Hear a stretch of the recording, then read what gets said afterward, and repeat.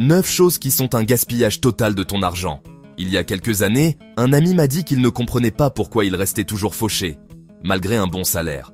En regardant de plus près, j'ai découvert 9 pièges invisibles qui dévoraient tout son argent. Dans cette vidéo, tu vas découvrir 9 dépenses précises qui détruisent ton avenir financier et comment t'en libérer pour atteindre ta liberté financière. Les 3 derniers pièges sont ceux qui humilient même les plus malins. Ceux qui montrent que ton ego peut être ton pire ennemi. Alors regarde bien la vidéo jusqu'à la fin. Les vêtements de marque, l'illusion qui te ruine. On t'a fait croire qu'un logo sur ta poitrine pouvait valoir plus qu'une sécurité sur ton compte en banque. Tout commence par une scène familière. Une vitrine éclairée, une enseigne qui brille dans la nuit, et cette voix intérieure qui murmure « Tu le mérites ». Tu franchis la porte, et soudain, tout semble orchestré pour flatter ton ego. Les miroirs, les lumières, le vendeur qui t'appelle par ton prénom. Tout est là pour te convaincre que tu n'achètes pas un simple vêtement, mais une nouvelle identité. Et à ce moment-là, tu n'achètes pas du tissu. Tu achètes un statut. Tu achètes le regard des autres, ce micro-frisson quand tu te dis « Cette fois, on va me respecter ». Mais ce que tu ignores, c'est qu'en France, plus d'un ménage sur 3 termine le mois avec moins de 200 € d'épargne disponible. Et pourtant, des milliers d'entre eux claquent encore des centaines d'euros pour une paire de chaussures, une veste griffée, un sac qu'ils n'auraient jamais dû acheter. Chaque logo devient alors une chaîne invisible. Tu crois que c'est un signe de puissance, mais c'est une preuve de fragilité. Car plus tu cherches à montrer que tu as réussi, plus tu détruis la seule chose qui pourrait vraiment t'y conduire, ta discipline financière. Et si tu crois que ce sacrifice est anodin, attends la suite. Parce que ce besoin de briller aujourd'hui t'empêche, sans que tu le réalises, de bâtir le seul éclat qui compte, celui de ton futur. Si ce n'était qu'une histoire de style, pourquoi ressens-tu encore ce vide 1 heure après avoir porté ce vêtement neuf? Pourquoi l'excitation s'éteint-elle aussi vite que la lumière de la cabine d'essayage? Et depuis quand la valeur d'un homme ou d'une femme se mesure-t-elle à la taille du logo brodé sur sa poitrine? Tout commence très tôt, dans la cour de récréation. On se moque de celui qui n'a pas les bonnes baskets, on admire celui qui porte les 3 bandes, ou le crocodile. Le message est déjà clair. Ta valeur dépend de ce que tu affiches. Puis, devenu adulte, cette mécanique ne disparaît pas. Elle s'habille simplement de mots plus sophistiqués.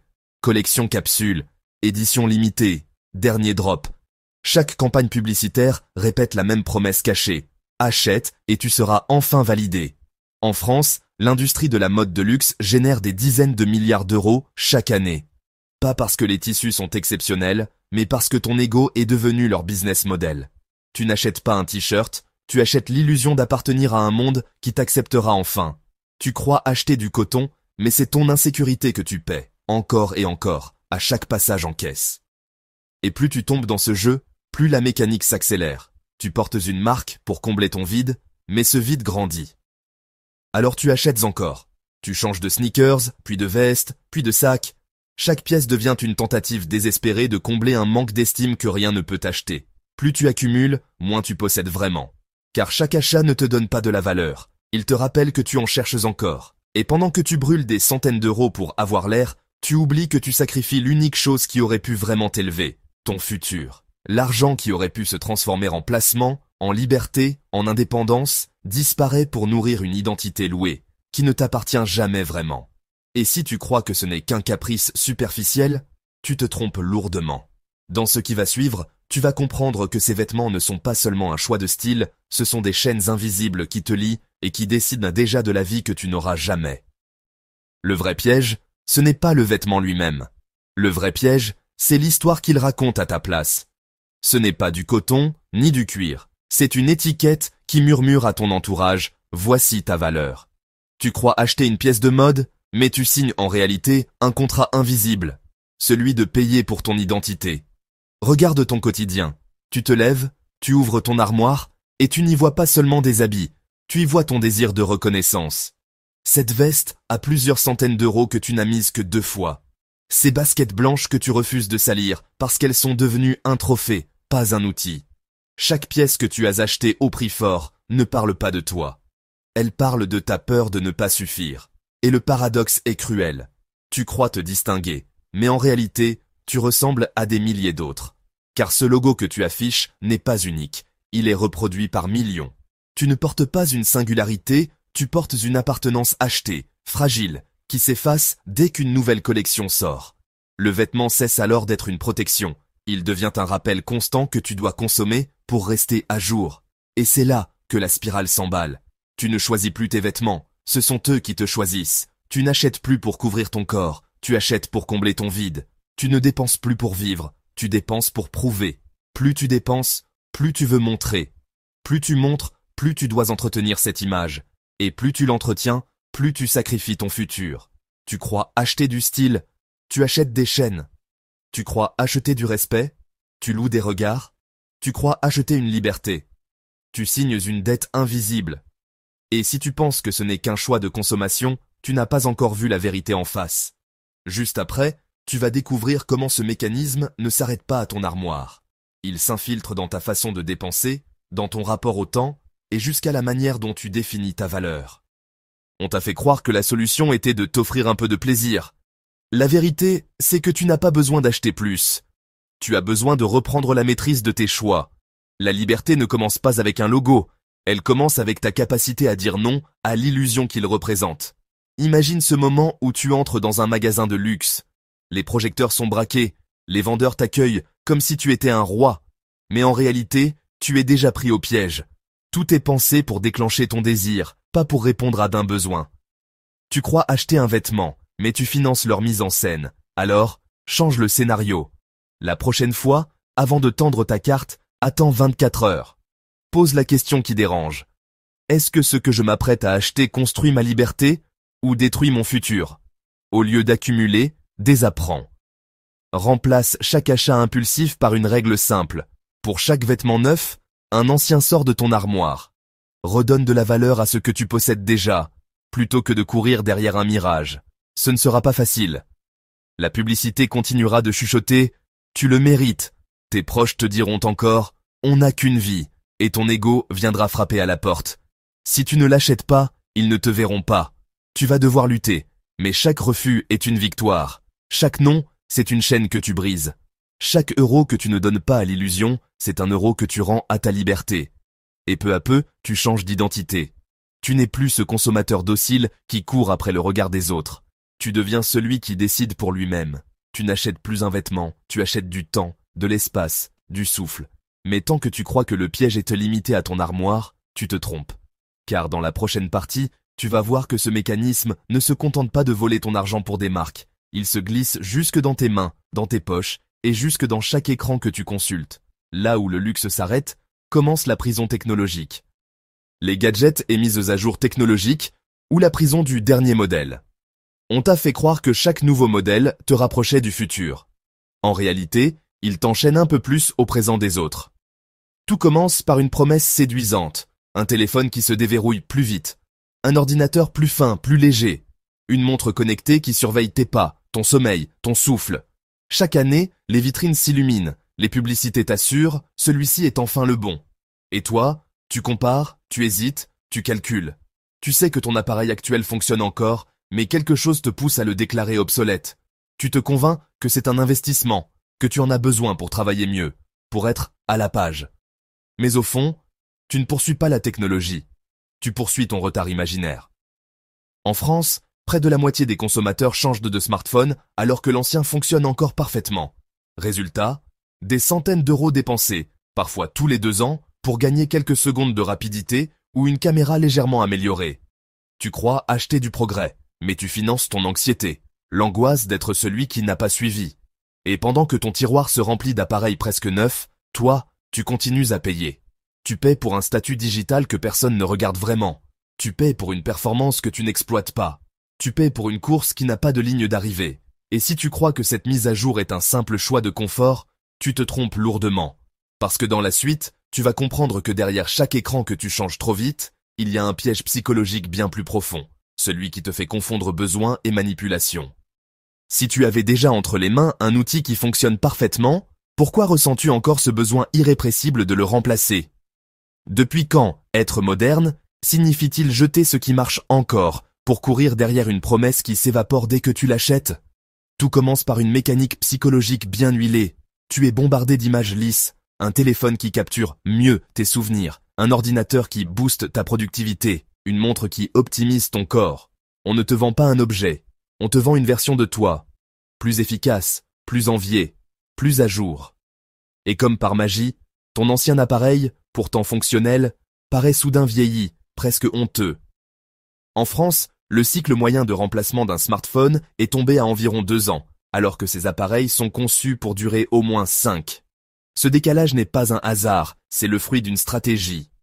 Chaque nouveau lancement joue sur ton anxiété de rater quelque chose, sur la peur d'être en retard. Tu n'achètes pas un téléphone neuf, tu achètes une illusion de statut, la sensation d'appartenir au présent. Et plus tu cours après ce présent, plus il s'éloigne. Tu crois te rapprocher du futur, mais tu accumules seulement du passé. Ton tiroir déborde d'anciens modèles encore utilisables. Tes économies fondent pour des performances que tu n'exploites jamais. Tes mises à jour ne te libèrent pas, elles t'asservissent. Chaque année, la promesse se répète. Chaque année, tu obéis. Chaque année, tu recommences. Tu n'es plus l'utilisateur de la technologie, tu es devenu son produit. Ta fidélité est programmée, ton impatience est cultivée, ton désir est domestiqué, et la boucle se referme. Plus tu cèdes, plus tu crois choisir, alors que tu es déjà choisi. Et si tu crois que cette course effrénée est une simple question de goût ou de confort, tu ne vois pas encore l'ampleur du piège. Dans ce qui va suivre, tu vas découvrir comment chaque appareil que tu achètes trop tôt n'est pas un progrès, mais un rappel silencieux, celui que tu confonds ta liberté avec ton obéissance. Le vrai piège, ce n'est pas la technologie. Le vrai piège, c'est l'idée insidieuse qu'elle t'insuffle. Ce que tu as déjà n'est plus suffisant. Tu ne changes pas d'appareil parce qu'il est cassé. Tu le changes parce qu'on t'a conditionné à voir ton outil encore fonctionnel comme un déchet. Regarde autour de toi. Ton smartphone d'il y a 2 ans fonctionne encore. Il téléphone, il envoie des messages, il prend des photos nettes. Et pourtant, tu as honte de le sortir devant certains regards.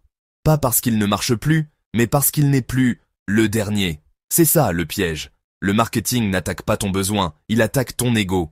Une caméra légèrement meilleure, une couleur exclusive, un écran plus large, et soudain, ce que tu possèdes déjà semble avoir perdu toute valeur. Chaque lancement devient un rituel, file d'attente devant les boutiques, vidéos en ligne qui encensent les nouvelles fonctionnalités, réseaux sociaux saturés de publicités ciblées. Tu crois décider d'acheter, mais c'est ton impatience qu'ils ont programmée. Et la boucle s'installe. Plus tu changes, plus ton tiroir se remplit. Plus ton tiroir se remplit, plus ton compte se vide. Plus ton compte se vide, plus tu retardes la vraie richesse. Tu ne finances pas ton futur, tu finances leur stratégie. Tu crois acheter du progrès, mais tu t'achètes du stress. Tu crois acheter de la vitesse, mais tu ralentis ta liberté. Tu crois acheter de l'innovation, mais tu répètes la même erreur, encore et encore. Et si tu crois que tout ça n'est qu'un caprice technologique, détrompe-toi. Juste après, tu vas comprendre que cette habitude ne se contente pas de vider ton compte en banque. Elle programme ton esprit pour confondre confort et dépendance. La clé n'est pas de rejeter la technologie, mais de reprendre le contrôle du rythme. La vraie liberté commence le jour où ce n'est plus le calendrier des marques qui décide pour toi, mais ta propre logique. Imagine-toi recevoir l'annonce d'un nouveau modèle. L'écran est plus lumineux, l'appareil photo plus précis, ton cœur s'accélère, ton esprit invente déjà 1000 raisons pour l'acheter. Mais cette fois, tu changes la règle du jeu. Tu poses ton téléphone actuel sur la table, tu le regardes, et tu lui demandes simplement « Est-ce que tu fonctionnes encore ?» Si la réponse est oui, tu repousses l'achat. Tu n'attends plus la sortie d'un nouveau produit, tu attends que ton ancien rende son dernier souffle. En France, la durée de vie moyenne d'un smartphone est de plus de 5 ans, et pourtant, la plupart des consommateurs le remplacent au bout de 2. Décider d'aller jusqu'au bout, c'est comme gagner 3 années de liberté par appareil. 3 années d'économie, 3 années sans céder à la manipulation. Tu peux aussi créer des rituels simples, attendre au moins 30 jours avant chaque achat technologique, comparer la vraie utilité par rapport à ton usage, louer ou acheter d'occasion si ton besoin est ponctuel. Tu transformes une tentation en test d'endurance. Si l'envie résiste au temps, alors seulement elle mérite ton argent. Bien sûr, ce ne sera pas simple. Les publicités reviendront, les vidéos d'unboxing satureront ton fil, tes amis exhiberont leurs nouveaux jouets, mais chaque fois que tu résistes, tu gagnes une victoire intime. Chaque refus n'est pas une privation, c'est une preuve de souveraineté. Chaque euro que tu gardes est une pierre posée sur ton indépendance. Tu ne subis plus la course, tu la regardes de loin, et tu décides de ne pas y entrer. Petit à petit, ce qui était une frustration devient une fierté. Ton ancien appareil devient le symbole de ton contrôle. Il n'est plus un vieux modèle. Il est la preuve que tu as choisi ton futur plutôt que leur piège. Mais tant que tu penses que le danger est limité aux écrans et aux mises à jour, tu ignores le vrai gouffre. Car dans la prochaine partie, tu vas découvrir le piège le plus coûteux de tous. Celui qui ne vend pas un objet, mais qui te facture ton propre argent, encore et encore, jusqu'à t'étouffer. Les intérêts des cartes de crédit ou la dette invisible qui t'enchaîne. Tu crois que ta carte de crédit t'offre de la liberté? En réalité, elle te vend les chaînes les plus chères que tu porteras jamais. Tout commence par un geste banal. Tu passes ta carte. 4 chiffres, un bip rassurant. Tu repars avec ce que tu voulais, sans douleur immédiate. Tu te dis, je paierai plus tard. Mais derrière ce petit confort, une machine se met en marche. Une machine qui ne dort jamais. Chaque mois, la facture arrive. Tu ne peux pas tout régler, alors tu paies le minimum. Tu crois souffler. Mais à cet instant, quelque chose d'invisible s'active. L'intérêt. Ce mot discret cache la mécanique la plus implacable de la finance. Tu ne rembourses plus ton achat, tu rembourses le temps. Et ce temps, lui, se vend au prix fort. En France, le taux moyen des cartes de crédit renouvelables dépasse souvent les 20%.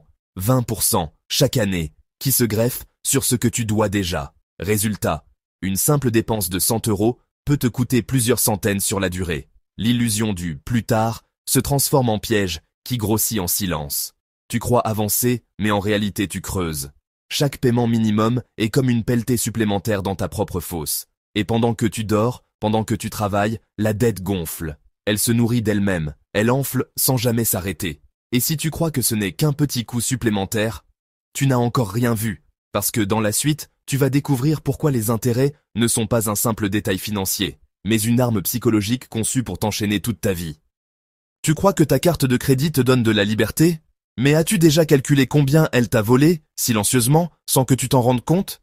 Pourquoi continues-tu à l'utiliser comme si c'était une alliée, alors qu'à chaque paiement différé, c'est ton avenir que tu hypothèques? Et surtout, depuis quand t'acheter aujourd'hui, pour payer demain, est devenu une norme présentée comme un privilège? Tout commence par une illusion habile. La banque te sourit et t'offre une flexibilité rassurante. On te dit, profite maintenant, tu régleras plus tard. Chaque fois que tu signes, une promesse invisible s'accroche à toi. Tu crois acheter un objet, mais en réalité, tu as acheté une dette qui s'infiltre dans ton quotidien. Les intérêts se glissent comme une fuite discrète. Ils grignotent tes revenus, mois après mois, sans jamais s'arrêter. Tu ne t'en rends pas compte, parce que le piège n'est pas brutal. Il est doux, insidieux, enveloppé dans le confort. Ton esprit finit par intégrer ce réflexe. À force d'entendre que ce n'est que quelques euros par mois, tu ne vois plus le gouffre. Tu crois contrôler, mais c'est la dette qui te dresse. Chaque échéance devient une laisse invisible. Tu te bats pour la respecter, non pas pour avancer. Ton argent ne construit rien. Il entretient la machine. Et ce mécanisme est froid, calculé. Plus tu utilises, plus tu payes. Plus tu payes, plus tu t'attaches. Plus tu t'attaches, plus tu deviens prisonnier. Regarde la spirale. Tu achètes un téléphone à crédit. Tu penses qu'il te revient à 1000 €, mais en réalité, il finit par t'en coûter 1500. Tu crois avoir payé un objet, tu as financé un piège. Et cette différence, ce n'est pas seulement une perte d'argent. C'est du temps volé, des heures de travail qui auraient pu être investies ailleurs. Ce sont des projets retardés, des rêves différés, une liberté repoussée. Parce que chaque euro versé en intérêt est un euro arraché à ta propre indépendance. Et si tu crois encore que les intérêts ne sont qu'un détail comptable, attends de voir comment ce mécanisme s'est transformé en arme psychologique. Dans ce qui va suivre, tu vas comprendre pourquoi la dette par carte n'est pas seulement un coût, mais une stratégie pour te garder à genoux, persuadé que tu n'as pas le choix. Le vrai piège, ce n'est pas seulement la dette, c'est l'ennemi invisible qui se cache dans chaque paiement, les intérêts. Ils ne sont pas une punition, mais une mécanique froide, intégrée dans le contrat dès le premier euro emprunté. Tu crois utiliser l'argent de la banque. En réalité, c'est elle qui utilise ton temps, ton avenir et ton énergie. Et elle les facture avec un taux qui ne dort jamais. Même quand tu respires, même quand tu dors, il grossit. C'est un loyer que tu paies pour ton propre argent, une chaîne qui se resserre sans bruit. Imagine une simple carte de crédit. Tu achètes un téléphone, tu repousses le paiement. 100 € deviennent 110, puis 120. Chaque mois, la somme gonfle, comme une ombre qui dévore sans jamais se montrer en plein jour. En France, le crédit renouvelable est l'un des pièges les plus rentables pour les banques. Des millions de foyers s'y accrochent, croyant gagner de la liberté, alors qu'ils offrent leur futur en location. Chaque intérêt payé n'est pas juste une dépense, c'est un morceau de ta liberté vendu à bas prix, Tu crois avoir acheté un objet. En vérité, tu as signé un abonnement à vie. Et c'est ainsi que la spirale s'installe. Plus tu retardes, plus tu paies. Plus tu paies, plus la dette s'allonge. Plus elle s'allonge, plus elle se cache derrière des chiffres banals. 3%, 10%, 20%. Comme si ce n'était rien. Mais derrière ces pourcentages, il y a des années de vie volée. Tu penses rembourser ton achat. En réalité, tu finances leur empire. Chaque café, chaque sortie, chaque petite avance se transforme en dette cumulée qui grignote ton avenir. Tu ne vois pas la cage, car elle ressemble à ta propre signature sur un relevé de compte. Et si tu crois encore que les intérêts ne sont qu'un détail mathématique, attends de voir comment ils s'installent dans ta vie comme une habitude. Car le plus dangereux, ce n'est pas la somme, c'est le réflexe. Juste après, tu vas découvrir comment chaque petit geste banal, chaque oui à un paiement différé, devient un conditionnement qui te programme à rester prisonnier, même quand tu crois pouvoir sortir. On t'a toujours dit que les cartes de crédit étaient pratiques, que c'était une avance qui t'aidait à mieux gérer ton budget. Mais la vérité, c'est que derrière chaque paiement différé, il y a une facture invisible, celle des intérêts qui ne cessent de grossir. Et ces intérêts, tu ne les vois pas tout de suite. Ils se cachent dans les petites lignes, dans les pourcentages, dans ces quelques dizaines d'euros qui paraissent insignifiants, mais qui, accumulés, t'empoisonnent lentement. Imagine une soirée banale. Tu passes ta carte pour payer un dîner à 50 euros, rien d'extraordinaire. Mais ce repas, avec les intérêts qui s'ajoutent mois après mois, peut finir par te coûter 60, voire 70 euros. Tu crois avoir payé ton plaisir, mais en réalité, tu as acheté une chaîne invisible. Chaque petit achat devient une dette qui s'allonge, comme une ombre derrière toi, jusqu'à te rattraper. Et ce piège est redoutable, parce qu'il joue sur ta confiance. Tu te dis, ce n'est que quelques euros d'intérêt, je peux gérer. Mais la banque sait exactement que c'est cette illusion de maîtrise qui te pousse à rester. Car plus le temps passe, plus tu t'enfermes. Tu n'achètes plus seulement des choses, tu achètes du temps. Un temps qui ne t'appartient plus. Chaque mois, tu crois que ta carte te donne du souffle. En réalité, elle te coupe l'air. Tu crois repousser l'échéance, mais tu l'avances. Tu crois t'offrir de la liberté, mais tu finances ta propre prison. Et chaque paiement minimum que tu effectues n'est pas une sortie, c'est une rallonge du couloir. Tu avances, mais tu ne sors jamais, et ce combat est intérieur. Parce qu'au fond, tu le sais. Tu ressens cette boule au ventre quand tu reçois ton relevé. Tu sens que quelque chose cloche, mais tu préfères ne pas regarder. Tu espères qu'avec le temps, ça passera. Mais le temps ne joue pas pour toi, il joue pour la banque. Dans la prochaine partie, tu vas comprendre pourquoi ce mécanisme est bien plus qu'une simple dette. Tu vas découvrir qu'il s'agit d'un conditionnement psychologique conçu pour que tu continues à payer même quand tu crois contrôler. Les abonnements inutiles et leurs chaînes invisibles. Tu crois que ce sont quelques euros qui disparaissent chaque mois. En réalité, ce sont des chaînes invisibles que tu portes sans même t'en rendre compte. Tout commence par une promesse anodine. Quelques euros pour une plateforme de streaming, juste. Une dizaine d'euros pour une salle de sport que tu ne fréquentes plus, quelques centimes par jour pour un service indispensable. À première vue, ce n'est rien. C'est le prix d'un café, le prix d'un ticket de métro, presque un bruit de fond que tu ignores. Mais chaque prélèvement est une piqûre silencieuse. Il s'accumule, mois après mois, comme des maillons que tu laisses s'enrouler autour de toi. Tu ne vois pas les chaînes, parce qu'elles ne claquent pas. Elles glissent. Elles ne blessent pas d'un coup. Elles s'installent doucement, comme un poison lent. Tu te dis, ce n'est pas grave, c'est automatique. Justement, l'automatique est le piège, parce que ce que tu ne contrôles pas, tu finis par l'accepter comme une évidence, et sans t'en apercevoir, tes abonnements deviennent une taxe déguisée sur ta liberté. Tu ne décides plus de payer. Tu laisses prélever ton énergie, ton temps, ta sueur, sans jamais rien remettre en question. Et ce qui est encore plus redoutable, c'est que ces abonnements ne s'achètent pas seulement avec ton argent. Ils achètent ton inattention. Ils t'éduquent à ne plus regarder, à ne plus compter, à ne plus décider. Ils te conditionnent à croire qu'un petit montant ne vaut pas ton effort. Alors qu'en vérité, ce sont ces petites fuites invisibles qui coulent ton bateau bien plus sûrement qu'une grosse dépense isolée. Et si tu crois encore que ces abonnements sont une commodité inoffensive, attends de voir dans la suite comment ils sont en réalité conçus pour manipuler ton cerveau, pour que tu continues à payer, même quand tu ne consommes plus. Si ces abonnements étaient réellement faits pour te simplifier la vie, alors pourquoi ressens-tu ce malaise silencieux à chaque prélèvement? Pourquoi continues-tu à payer, même quand tu n'utilises plus rien? Et surtout, Depuis quand la liberté consiste-t-elle à s'enchaîner volontairement à des services que tu as oubliés? Tout commence par une séduction discrète. On t'a dit « ce n'est rien, c'est seulement quelques euros par mois ». On t'a répété « tu peux arrêter quand tu veux ». Et tu as signé, rassuré par cette illusion de contrôle. Mais ce que tu n'as pas vu, c'est le piège psychologique, car ces montants dérisoires sont conçus pour passer sous ton radar. Ils jouent sur ton inertie, sur cette voix intérieure qui murmure « pas besoin de vérifier, ce n'est pas grand-chose ». Et à force, tu finis par déléguer tes décisions. Tu ne choisis plus d'acheter, tu acceptes d'être prélevé. Ton cerveau s'habitue. Chaque petit montant devient invisible, et l'invisible devient la norme. Alors, sans t'en apercevoir, tu formes un réflexe. Ignorer les détails, tolérer la fuite, accepter de perdre un peu, tant que ce n'est pas trop. Mais ce pas trop, additionné sur 1 an, sur 5 ans, peut représenter des centaines, voire des milliers d'euros envolés. Pas perdus d'un coup, mais dissous lentement, comme du sable qui glisse entre tes doigts. Et c'est là que le mécanisme devient terrifiant. Parce qu'à force d'accepter de perdre un peu, tu finis par accepter de perdre beaucoup. Chaque prélèvement t'éduque à l'indifférence. Chaque euro oublié t'entraîne vers une résignation plus profonde. Tu deviens conditionné à ne plus réagir. Alors, tu ne t'indignes plus de payer pour une salle où tu n'as pas mis les pieds depuis 6 mois. Tu ne t'étonnes plus de financer un service dont tu as oublié le mot de passe. Tu ne protestes même plus contre des options inutiles, car ta voix intérieure s'est tue depuis longtemps. C'est ainsi que des sommes dérisoires se transforment en chaînes psychologiques. Non seulement tu perds de l'argent, mais tu perds l'habitude de dire non.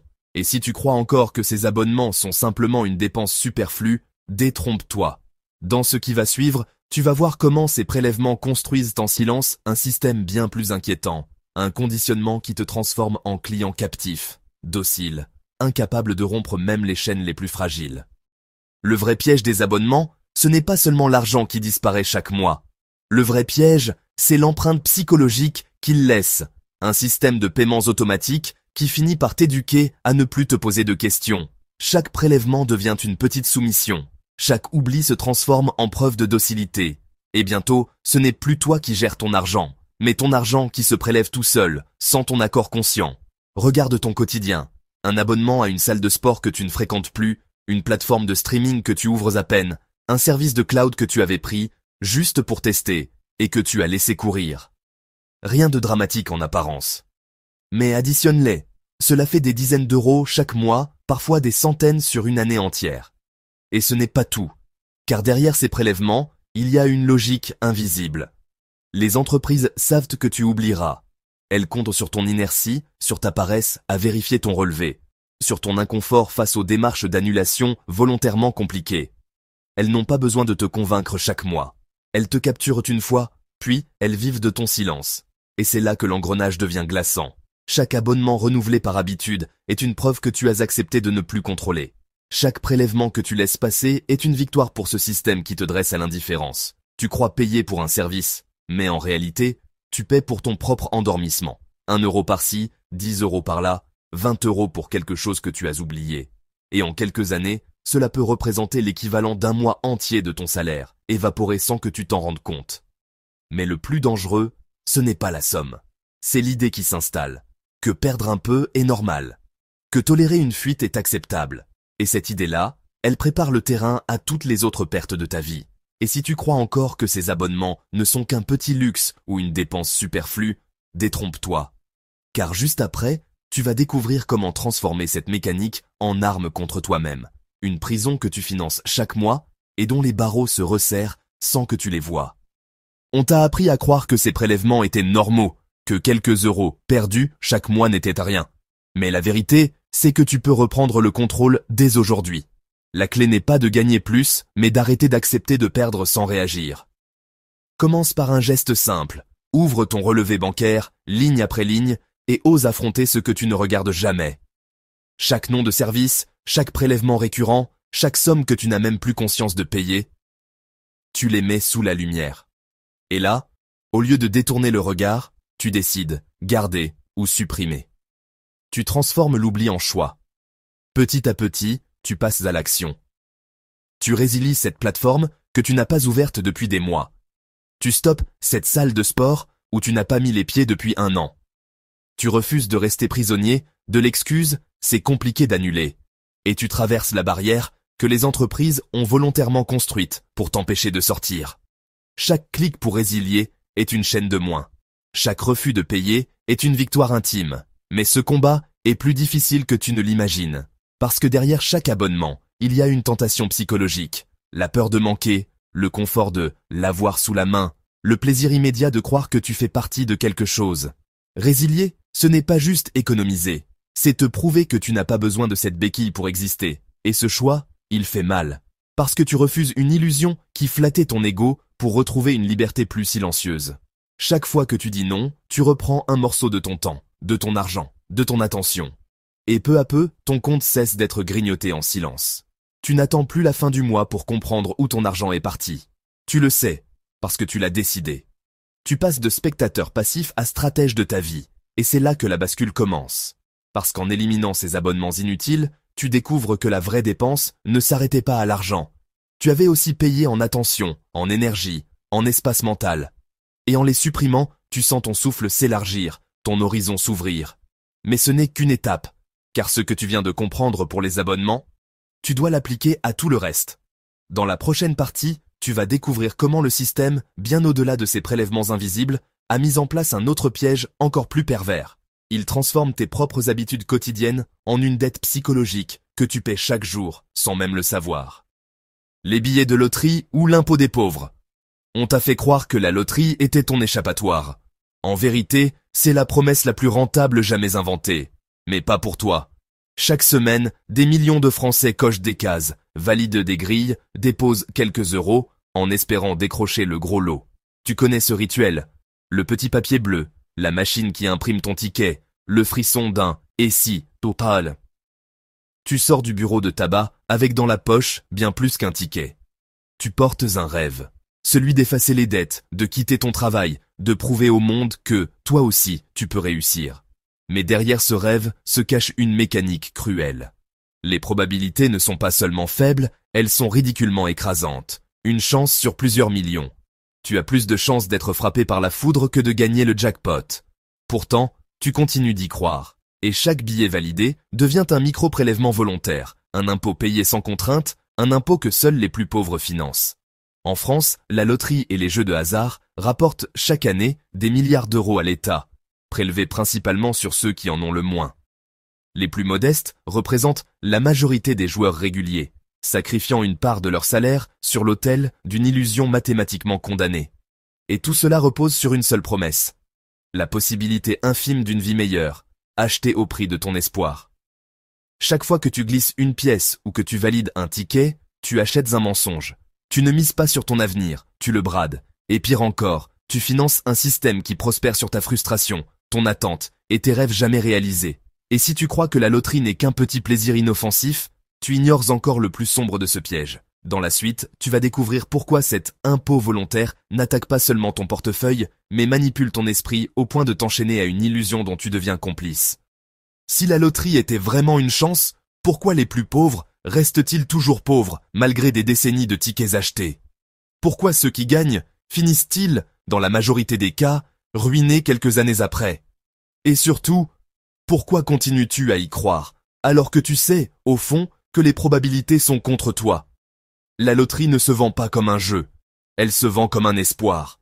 À chaque tirage, tu n'achètes pas un ticket, tu achètes une projection de toi-même, une villa au soleil, un compte rempli, la fin de tes galères. Ce n'est pas l'argent que tu veux, c'est la promesse de transformer ta vie d'un coup, et c'est précisément ce rêve qui est exploité.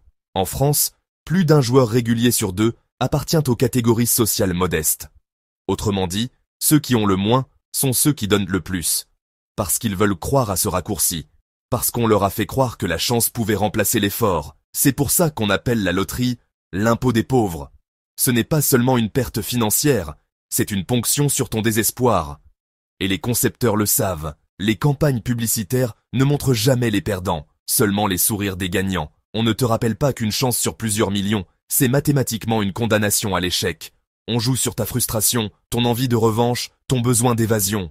On ne te dit pas la vérité, on te donne juste assez de rêves pour que tu continues à payer.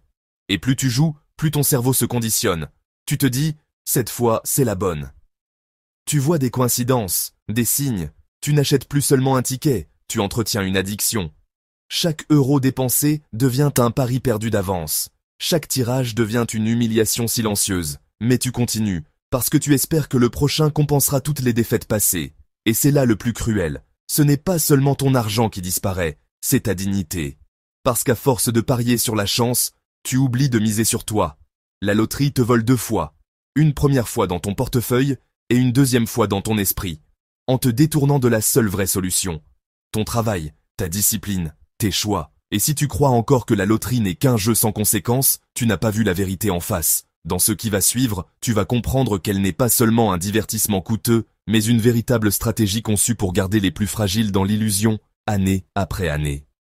La loterie n'est pas un jeu d'argent, c'est un impôt déguisé. Un impôt volontaire que peignent surtout ceux qui ont le moins, et qui nourrit un système qui prospère sur l'illusion de la chance. Ce n'est pas une promesse d'avenir, c'est un prélèvement régulier sur ton espoir. Regarde la mécanique. Chaque ticket acheté n'est pas seulement une mise. C'est une fraction de ton salaire offerte à une industrie qui engrange des milliards d'euros chaque année. En France, la Française des Jeux reverse une partie aux gagnants, mais le reste file directement dans les caisses de l'État et dans celles de l'entreprise. Tu crois que tu finances ton rêve, mais tu finances surtout un système qui ne perd jamais. Et c'est toi qui es ciblé. Pas ceux qui roulent déjà dans des voitures de luxe. Pas ceux qui ont un patrimoine à plusieurs millions d'euros. Non, ce sont les ménages modestes qui alimentent l'essentiel des mises régulières.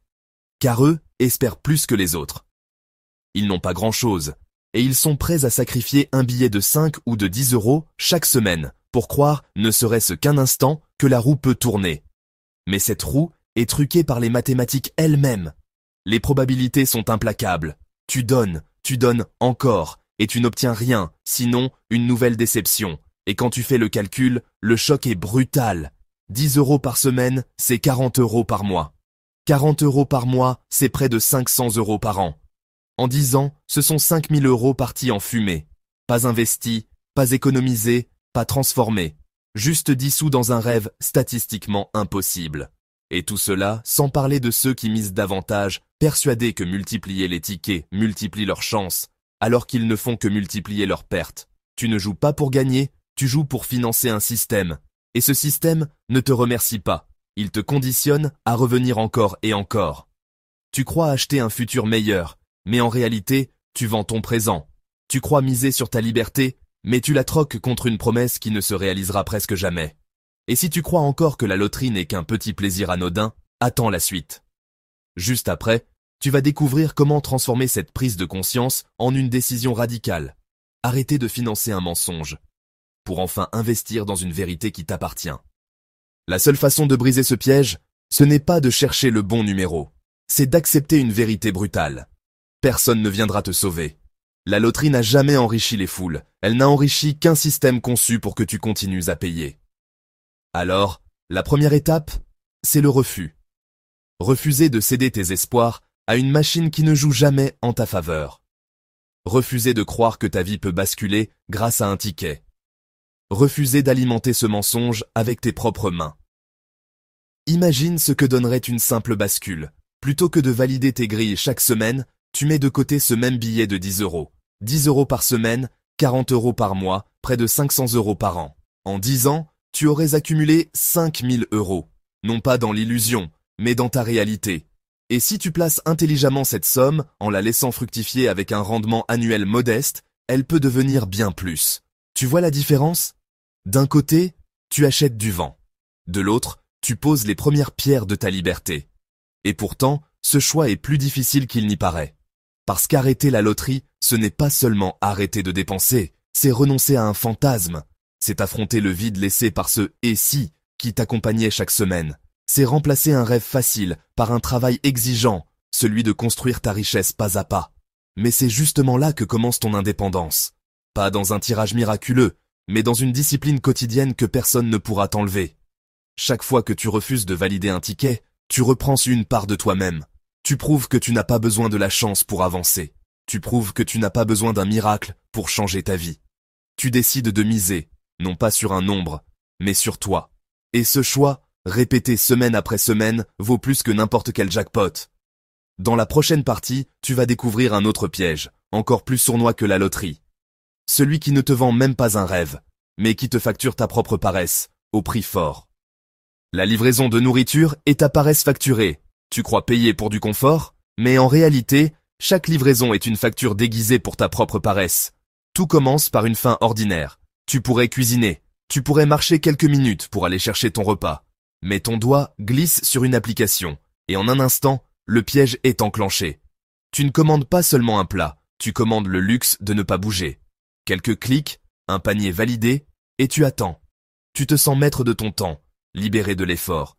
Mais quand ton repas arrive, la vérité est déjà inscrite sur ton reçu. Un sandwich qui aurait coûté 12 € t'en coûte 30. Entre les frais de service, les frais de livraison et le pourboire ajouté par culpabilité, tu paies plus du double pour un plat qui n'a pas changé de goût. Et tout ça, simplement parce que tu as choisi de rester assis.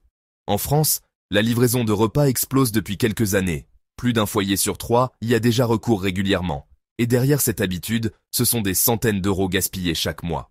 Pas pour mieux manger. Pas pour gagner une vraie liberté. Juste pour céder à une commodité qui t'affaiblit à chaque clic. Tu crois acheter du temps, mais tu achètes de la dépendance. Tu crois gagner de l'énergie, mais tu perds ta capacité à faire par toi-même. Et le pire, c'est que plus tu t'habitues à ce confort, plus tu es prêt à payer cher pour le garder. Et si tu crois encore que ces quelques euros de plus ne sont qu'un petit luxe inoffensif, tu te trompes. Dans la suite, tu vas découvrir pourquoi la livraison de nourriture n'est pas qu'une dépense excessive, mais une facture psychologique qui t'éduque à échanger ta force contre de la faiblesse. Si tu étais vraiment en train de gagner du temps avec ces applications de livraison, pourquoi as-tu toujours l'impression de courir après lui? Pourquoi, malgré tes commandes, ton quotidien ne s'allège pas, mais ton compte, lui, s'allège chaque mois? Et surtout, depuis quand payer le double d'un repas pour ne pas bouger est-il devenu une habitude que tu considères normale? Ce qui se joue ici dépasse le simple fait de se nourrir. La livraison n'achète pas ton temps, elle l'achète à ta place. Elle t'apprend à troquer ta discipline contre une commodité. À chaque commande, tu renforces un réflexe, celui de céder à l'immédiateté, plutôt que d'affronter l'effort. En France, la majorité des utilisateurs de ces plateformes reconnaissent qu'ils pourraient cuisiner ou se déplacer eux-mêmes, mais ils choisissent de payer plus cher pour éviter l'inconfort. Résultat, ce n'est pas seulement ton argent que tu perds, c'est ton endurance que tu abandonnes. Tu crois acheter un repas, mais tu conditionnes ton cerveau à fuir l'effort le plus simple, te lever, te déplacer, préparer. Et chaque fuite, même minuscule, fragilise ta capacité à résister dans les domaines plus grands de ta vie. Et c'est là que le piège devient terrifiant. Parce qu'au fond, il ne s'agit plus de nourriture, il s'agit d'un entraînement à la faiblesse. Chaque clic sur ton application est une répétition mentale. Je paie pour éviter l'effort. Et à force, ce réflexe s'étend. Tu le retrouves quand il s'agit d'épargner, d'investir, de dire non à une tentation. Tu te crois maître du jeu, mais tu es devenu dépendant. Dépendant de la facilité, dépendant du confort, dépendant d'un système qui t'éduque à croire que tu ne peux plus rien faire par toi-même. Et plus tu commandes, plus tu payes. Non pas seulement en euros, mais en force intérieure, en capacité de dire non, en dignité. Et si tu crois encore que ces repas livrés ne sont qu'un caprice moderne, tu n'as pas vu l'ampleur du problème. Dans ce qui va suivre, tu vas comprendre que la livraison de nourriture n'est pas seulement un luxe inutile, mais une prison qui t'apprend à abandonner ton pouvoir chaque fois que tu appuies sur un bouton. La livraison de nourriture n'est pas un service pratique. C'est une taxe sur ta paresse, déguisée en confort moderne. Elle ne te vend pas un repas, elle te vend l'illusion que tu n'as plus rien à faire. Et cette illusion, tu la paies au prix fort. Imagine, un simple burger acheté dans un fast-food coûte 10 €. Mais dès que tu passes par ton application préférée, le même burger te revient à 20, parfois 30 €. Pourquoi? Parce que tu n'achètes pas seulement à manger, tu paies des frais de service, des frais de livraison, un pourboire. Au final, tu n'achètes pas un repas, tu achètes une excuse pour ne pas bouger. Et ce piège se répète, une fois par semaine, puis 2, puis 3. En France, des milliers de foyers dépensent chaque mois plus d'une centaine d'euros dans la livraison, alors qu'ils auraient déjà pu cuisiner pour un tiers de ce prix. L'équivalent d'un budget de vacances s'évapore chaque année, pour des repas tièdes livrés dans des boîtes en carton. Et c'est là que la spirale s'installe. Plus tu commandes, plus tu t'habitues. Plus tu t'habitues, plus tu es prêt à payer. Tu ne te contentes plus d'un plat à emporter, tu veux qu'on te serve à ta porte. Tu ne réfléchis plus à ce que tu pourrais cuisiner. Tu ouvres une application. Tu ne compares plus le prix. Tu valides ton panier, les yeux fermés. Un jour, tu te retournes et tu réalises, tu as dépensé des centaines d'euros, non pas pour te nourrir, mais pour alimenter ta paresse. Tu as échangé ton argent contre du temps mort, contre une facilité qui te rend chaque jour un peu plus dépendant. Et si tu crois encore que cette habitude est un simple confort moderne, détrompe-toi. Juste après, tu vas découvrir qu'il existe une manière radicale de briser cette dépendance et de transformer chaque euro économisé en un pas concret vers ta liberté. Tu crois peut-être que le problème est dans la livraison elle-même, mais le vrai problème, c'est le réflexe. Et la seule façon de le briser, c'est de changer ton rapport à l'effort. Parce que, en vérité, tu n'as pas besoin de ces applications. Tu as besoin de retrouver la maîtrise de ton temps et de ton argent. Commence par un geste simple, supprime l'automatisme. Désinstalle l'application de ton téléphone ou rends l'accès volontairement plus difficile. Tu veux commander? Alors tu dois faire l'effort de retélécharger, de ressaisir ton mot de passe, de perdre quelques minutes. Et tu verras, dans la majorité des cas, l'envie passera avant que la commande n'arrive. Ce n'est pas de la privation, c'est une reconquête. Ensuite, remplace la facilité par un rituel. Prépare en avance 2 ou 3 repas simples chaque semaine. Pas besoin d'être un chef étoilé, du riz, des légumes, quelques protéines suffisent. Le but n'est pas de devenir parfait, mais de redevenir maître de ce que tu consommes.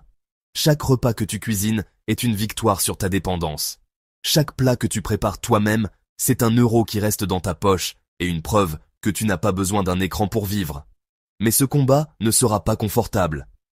Parce que ton cerveau réclamera la gratification immédiate. Tu auras la tentation de dire « Ce soir, je suis fatigué. Ce soir, j'ai le droit. » Et c'est là que tu dois te rappeler. Chaque fois que tu cèdes, tu achètes ta propre faiblesse. Chaque fois que tu résistes, tu renforces ta force intérieure. Ce n'est pas seulement une question d'argent, c'est un entraînement mental. Et tu verras que peu à peu, ce qui semblait une privation devient une fierté.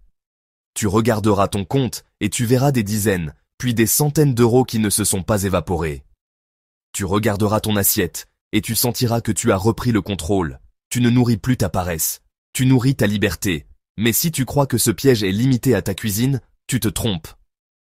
Dans la prochaine partie, tu vas découvrir une illusion encore plus sournoise, celle qui se cache dans ton garage et qui transforme ton envie de prendre soin de ton corps en une machine à gaspiller ton argent. Le matériel de sport, tendance est ta santé, qui prend la poussière.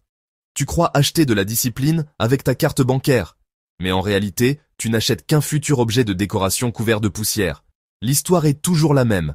Tu regardes une publicité, un vélo d'intérieur connecté qui promet de transformer ton corps, un tapis de course intelligent qui révolutionne ta motivation, une machine sophistiquée qui te garantit des abdos en 6 semaines. Tu te dis, cette fois, c'est la bonne. Avec ça, je vais changer ma vie. Alors tu commandes. La boîte arrive, énorme, lourde. Tu la déballes avec excitation. Tu l'installes dans ton salon, dans ton garage, parfois même dans ta chambre. Les premiers jours, tu l'utilises. Tu te filmes, tu te regardes dans le miroir. Tu te promets que tu tiendras. Mais les semaines passent. La nouveauté s'éteint. Le vélo devient un porte-manteau. Le tapis de course un meuble encombrant. La machine un rappel silencieux de ton échec. Tu passes devant chaque jour, mais tu n'y touches plus. Et pire, tu ne vois plus seulement un objet. Tu vois ta propre faiblesse reflétée dans ce que tu as payé si cher. En France, des milliers de foyers dépensent plusieurs centaines, parfois plusieurs milliers d'euros dans du matériel de sport qui finit inutilisé.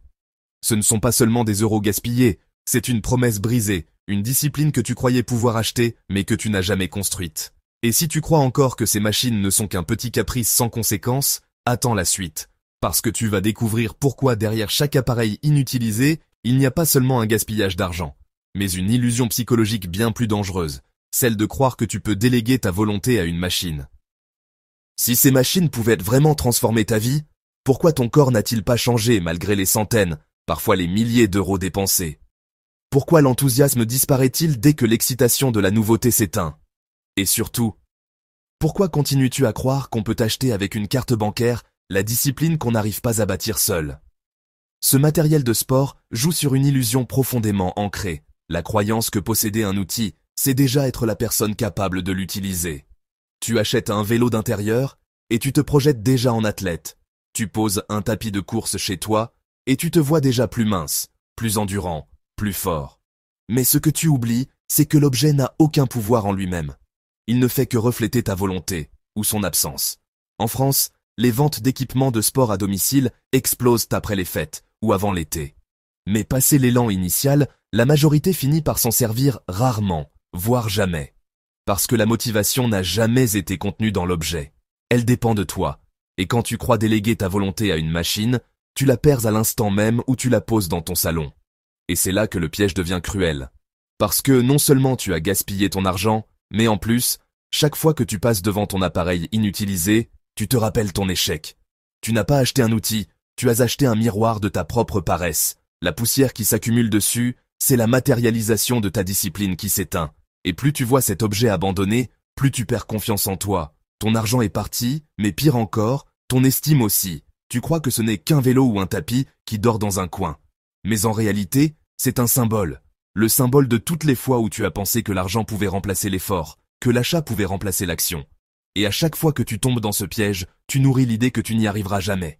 Et si tu crois que ces machines ne sont qu'un simple gaspillage d'argent, tu n'as pas encore vu le vrai danger. Dans ce qui va suivre, tu vas découvrir comment elles deviennent une prison psychologique, un rappel constant que tu as échangé ta volonté contre une illusion. Le matériel de sport tendance n'est pas un investissement dans ta santé. C'est une dette silencieuse, un objet qui transforme ta culpabilité en décoration. Tu crois acheter de la transformation, mais tu ne fais qu'acheter une illusion qui s'effondre dès que l'excitation disparaît. Chaque vélo d'appartement, chaque rameur connecté, chaque tapis de course flambant neuf finit par devenir autre chose que ce pourquoi tu l'as payé. Dans les premières semaines, il incarne ton ambition. Mais très vite, il devient un meuble inutile, puis un rappel pesant que tu n'as pas tenu ta promesse. Il ne te sert plus à transpirer, il te sert à douter. Et le plus ironique, c'est que ce matériel ne s'use pas parce que tu l'utilises, mais parce que tu l'ignores. Il reste intact, flambant neuf, comme pour mieux t'humilier. Chaque fois que tu le croises, il ne dit pas « Viens t'entraîner ». Il dit « Regarde ce que tu aurais pu devenir ». Et la spirale se répète. Plus tu accumules de matériel, plus tu accumules de rappels de ton échec. Plus tu dépenses d'argent, plus tu perds confiance en toi. Plus tu perds confiance, moins tu oses agir. Tu crois avoir acheté une solution, mais tu as seulement acheté un miroir cruel de ta procrastination. En France, des milliers de foyers ont dépensé plusieurs centaines, parfois plusieurs milliers d'euros pour équiper leur maison. Mais au lieu d'un corps plus fort, ils se retrouvent avec des garages encombrés, des salons alourdis et des regrets muets. L'argent s'est envolé, mais le poids est resté. Et ce poids, ce n'est pas seulement celui que tu portes sur la balance. C'est celui que tu portes dans ton esprit. Et si tu crois encore que ce matériel abandonné n'est qu'un gaspillage financier, tu te trompes. Juste après, tu vas découvrir comment transformer cette illusion en une décision radicale. Reprendre le contrôle sans machine et prouver que la discipline ne s'achète pas, elle se forge. Tu crois peut-être que la solution est d'acheter une machine plus performante, plus moderne, plus motivante. Mais non, la seule vraie solution, c'est de reprendre ton pouvoir sans artifice. Parce qu'au fond, ton corps n'a pas besoin d'équipements coûteux pour se transformer. Il a seulement besoin de toi, de ton engagement, de ta régularité. Commence par une règle simple. Avant de sortir ta carte pour acheter une machine, engage ton corps. Fais 100 squats, 50 pompes, une série d'abdos, puis marche ou cours 20 minutes. Si tu n'es pas capable de tenir ce minimum avec ton propre poids, aucune machine ne t'aidera. Le vrai matériel, ce n'est pas un vélo connecté à 1000 €, c'est ta volonté. Et ta volonté, elle ne coûte rien. Ensuite, redéfinis ton environnement. Plutôt que de laisser une machine immobile occuper ton salon, crée un espace où ton corps travaille chaque jour, sans excuse. Des exercices simples, accessibles partout, qui ne demandent ni abonnement ni technologie. Le sol de ton salon, un parc, un escalier suffisent. L'important n'est pas ce que tu possèdes, mais ce que tu fais. Mais ne te fais pas d'illusions, ce chemin est exigeant. Parce qu'il ne te donnera pas l'excitation immédiate d'un achat flambant neuf. Il te donnera la douleur des premiers jours, la lassitude des soirs où tu n'as pas envie, l'épreuve de la constance. Et c'est précisément pour ça qu'il est puissant. Parce que chaque fois que tu refuses la facilité, tu gagnes de la force. Chaque fois que tu transpires sans machine, tu baptises une identité nouvelle. Celle de quelqu'un qui n'attend pas qu'une invention fasse le travail à sa place. Et tu verras, peu à peu, ton regard change. Là où tu voyais une salle de sport miniature couverte de poussière, tu verras ton propre corps comme l'outil ultime. Là où tu croyais que ton argent pouvait acheter la discipline, tu découvriras que seule ta persévérance peut la forger. Et ce que tu gagnes alors n'est pas seulement un corps plus fort. C'est une confiance que rien ni personne ne pourra t'enlever. Mais si tu penses que ce piège ne concerne que ton garage ou ton salon, tu te trompes. Car dans la prochaine partie, tu vas découvrir une autre illusion encore plus coûteuse. Celle qui te promet la réussite personnelle et financière à travers des cours et des séminaires hors de prix. Et qui ne fait qu'appauvrir ceux qui y croient. Les formations et conférences hors de prix ou l'éducation manipulée. Tu crois payer pour apprendre, mais en réalité, tu finances une illusion savamment orchestrée pour te faire croire que ta réussite dépend d'eux. L'histoire commence toujours de la même manière. Un discours charismatique, une salle comble, une musique motivante. L'orateur monte sur scène, t'inonde de phrases inspirantes et te raconte son histoire. Moi aussi, j'étais perdu. Et voici comment j'ai changé ma vie. Tu bois ces paroles, tu ressens cette énergie collective, ce feu qui s'allume en toi. Tu es convaincu, si tu appliques ces secrets, ta vie peut basculer. Puis, vient le moment décisif. L'offre. Un programme à 10 000 €, une conférence exclusive à 25 000, un séminaire de 3 jours réservé aux plus motivés. Et toi, galvanisé par l'émotion, tu te dis que tu n'as pas le droit de rater cette chance. Tu sors ta carte, tu signes, et tu crois avoir acheté la clé de ton futur. Mais la vérité, c'est que ce que tu viens de financer, ce n'est pas ton avenir, c'est leur business model. Car ces formations ne valent pas tant par leur contenu que par la mise en scène qui t'a poussé à payer. Le décor, l'histoire, la pression du groupe, tout est conçu pour te faire confondre émotion et transformation. Et une fois rentré chez toi, l'euphorie s'éteint. Tu retrouves tes problèmes, tes habitudes et la lourdeur d'une dette que tu ne devrais jamais avoir contractée. Et si tu crois encore que ces programmes hors de prix t'achètent une vraie éducation, tu te trompes. Dans la suite, tu vas comprendre pourquoi ces formations ne sont pas seulement des arnaques financières, mais des manipulations psychologiques qui exploitent tes rêves les plus intimes. Si ces formations étaient réellement la clé du succès, pourquoi tant de participants rentrent-ils chez eux avec le même quotidien, les mêmes dettes, les mêmes doutes? Pourquoi, malgré des milliers d'euros dépensés, leur vie ne change pas? Et surtout, depuis quand acheter une promesse est-il devenu un substitut à l'effort réel? Ces séminaires ne fonctionnent pas sur le savoir, mais sur l'émotion. L'orateur ne cherche pas à t'informer, il cherche à t'hypnotiser. Lumière, musique, histoires inspirantes. Tout est calibré pour te faire vibrer, te faire rêver, te donner l'impression que tu touches déjà ta nouvelle vie du bout des doigts. Et dans cet état second, tu n'es plus en train d'apprendre. Tu es en train d'acheter. En France comme ailleurs, des milliers de personnes ont vidé leurs économies pour assister à des événements qui promettaient des secrets de réussite. Mais ce que tu reçois réellement, ce n'est pas une stratégie révolutionnaire. C'est une série de principes déjà connus, emballés dans un show théâtral. Le vrai produit vendu, ce n'est pas le contenu, c'est ton émotion au moment de signer. Et le plus dangereux, c'est que tu ressors avec une double perte. D'abord financière, plusieurs milliers d'euros envolés, souvent empruntés, parfois mis sur une carte de crédit que tu traîneras pendant des années. Mais surtout psychologique. Chaque fois que tu réalises que rien n'a changé, tu perds confiance en toi. Tu finis par croire que si ça n'a pas marché, c'est parce que toi tu n'étais pas assez discipliné, pas assez motivé. Et tu repars chercher une autre formation, encore plus chère, persuadé que cette fois, ce sera la bonne. Tu ne construis pas ton avenir, tu construis leur fortune. Chaque standing ovation, chaque phrase que tu notes fébrilement, chaque signature au bas d'un contrat, est une victoire pour eux, et une défaite pour toi. Tu ne payes pas pour avancer, tu payes pour tourner en rond. Et si tu crois encore que ces conférences hors de prix t'offrent une véritable éducation, tu n'as pas encore vu la vérité en face. Dans ce qui va suivre, tu vas découvrir comment elles transforment tes rêves les plus purs en un business cynique, où tu es le produit idéal, parce que tu espères trop. Ces formations hors de prix ne sont pas une éducation. Ce sont des spectacles déguisés, des illusions facturées à prix d'or.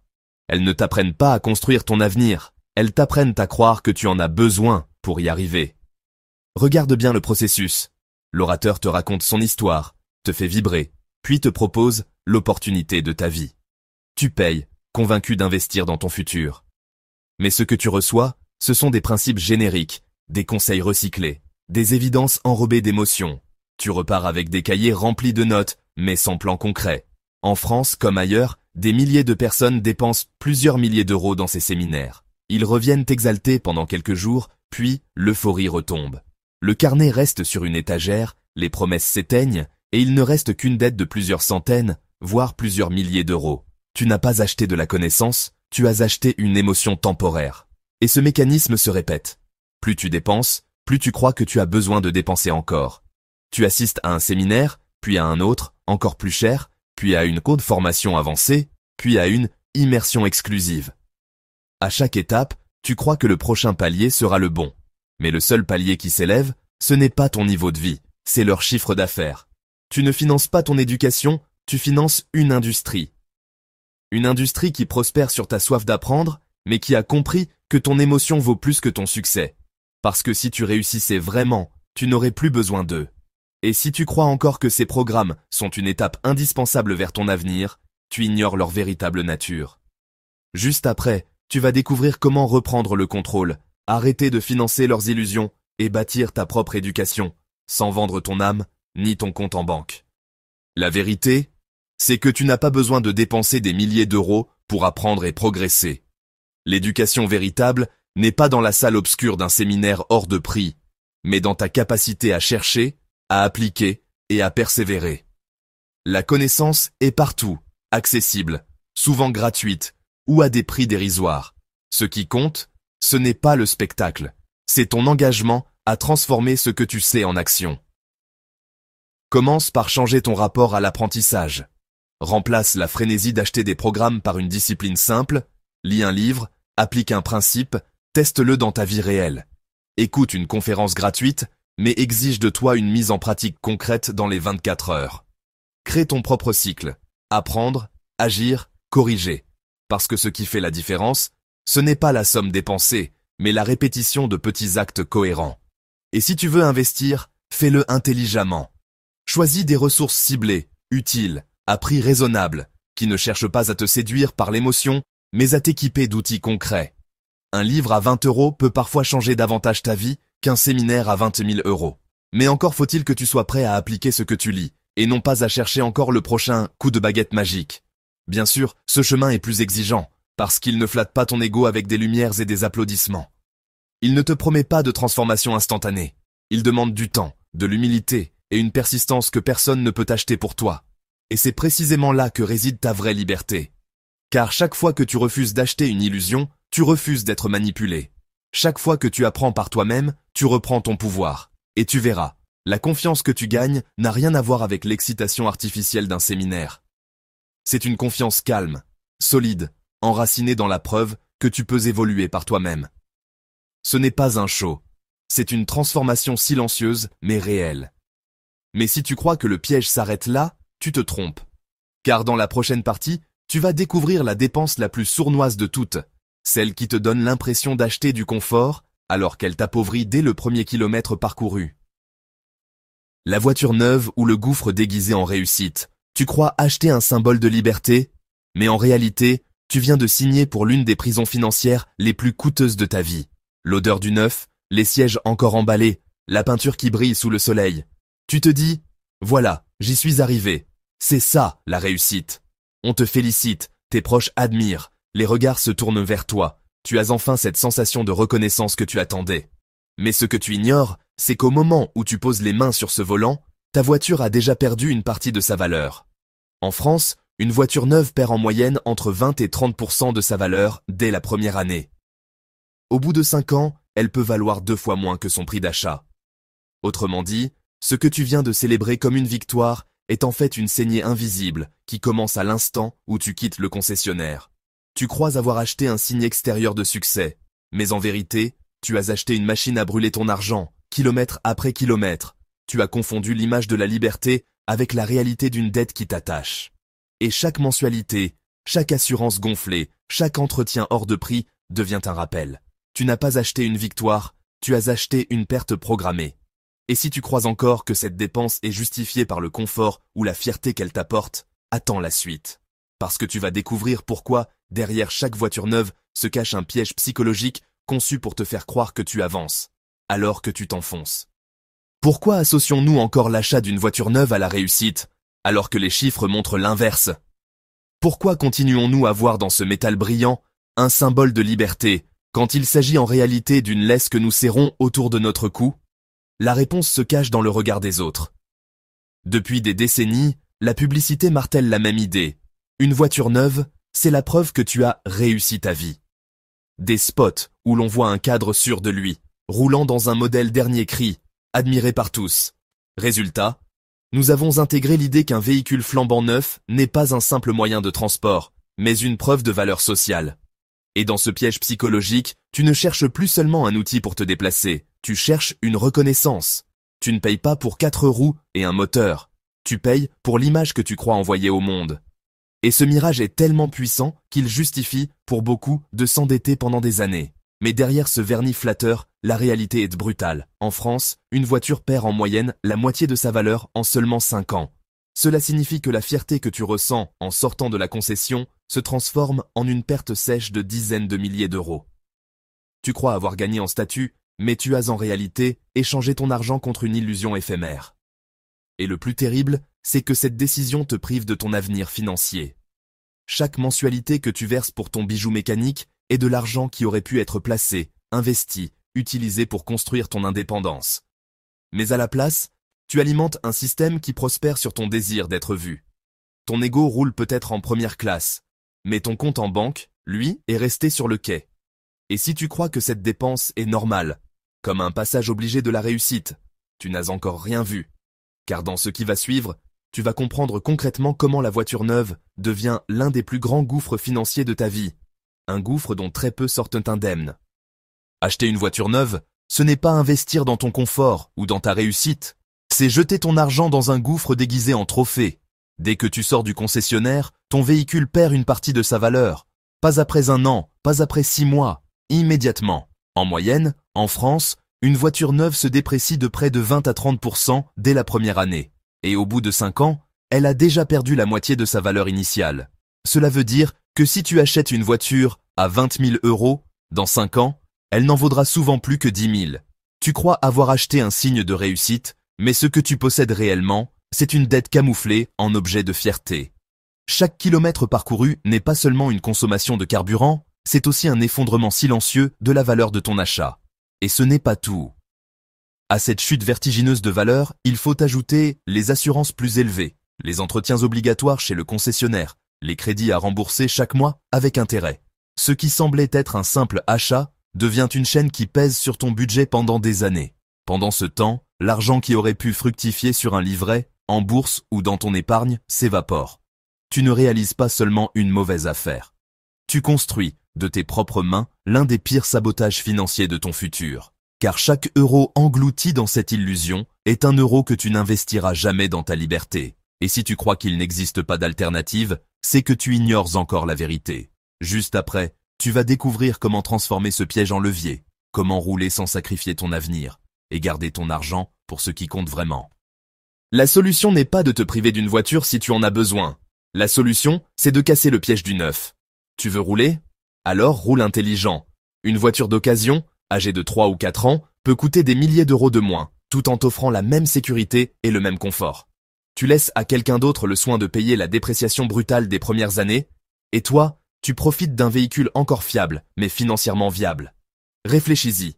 Au lieu de t'enchaîner à un crédit sur 5 ans pour 20 000 euros, tu pourrais acheter un modèle d'occasion à 10 000 euros, et garder les 10 000 restants pour investir, épargner ou créer une réserve d'opportunité. La différence n'est pas seulement financière, elle est existentielle, parce que ce choix, c'est le refus d'acheter une illusion, et le début de ton indépendance. Mais ce choix demande du courage, car il n'est pas applaudi. Personne ne te félicitera pour une voiture d'occasion. Au contraire, certains te jugeront, comme si ton volant définissait ta valeur. Pourtant, chaque fois que tu refuses cette pression sociale, tu gagnes une victoire silencieuse sur le système. Parce que ce que tu conduis ne dit rien de qui tu es. Mais ce que tu refuses de gaspiller, construit déjà ce que tu deviendras. Rouler simple, c'est rouler libre. C'est garder ton argent pour ce qui te rapproche de ta liberté plutôt que pour ce qui flatte ton ego une poignée de mois. Tu n'achètes plus une image, tu choisis un avenir. Mais attention, la voiture neuve n'est qu'un maillon d'une chaîne plus vaste, car ce piège n'existe pas seul. Il fait partie d'un plan beaucoup plus ancien, beaucoup plus sournois, qui a commencé dès ton enfance. Parce que jusqu'ici, tu as vu comment ton argent s'évapore dans des pièges invisibles. Tu as compris que 9 habitudes soi-disant normales sont en réalité des chaînes qui t'empêchent d'avancer. Et tu as pris conscience que derrière chacune de ces dépenses, ce n'est pas seulement ton portefeuille qu'on vide, mais ta liberté qu'on éteint. Mais ce que tu viens de découvrir, ce n'est qu'une fraction du tableau. Si tu t'arrêtes ici, tu risques de continuer à jouer un rôle que le système a écrit pour toi, en pensant que c'est ton choix, parce qu'il te manque la pièce centrale.